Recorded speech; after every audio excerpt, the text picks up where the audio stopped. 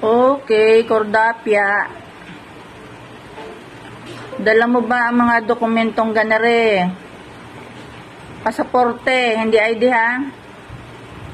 Travel insurance, visa, hotel reservation proof, travel, ano gang pronounce din ni teacher? Itinerary, details.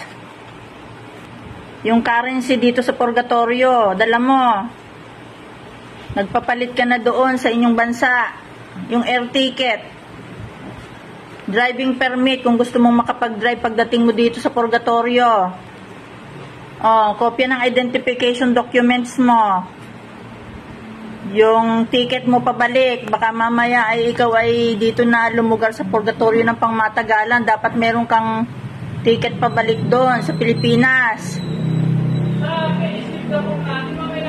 At saka yung COVID-19 travel documents mo. Dapat meron ka ding vaccination certificate, at birth certificate o iba pang pruweba ng citizenship mo. Kung minor naman ang kasama mo, dapat may consent form ka to travel to Purgatory, kasamang isang minor. Yung return ticket mo, kailangan na i-provide mo yung pruweba bago ka pumasok dito sa Purgatorio, okay? Cordapia?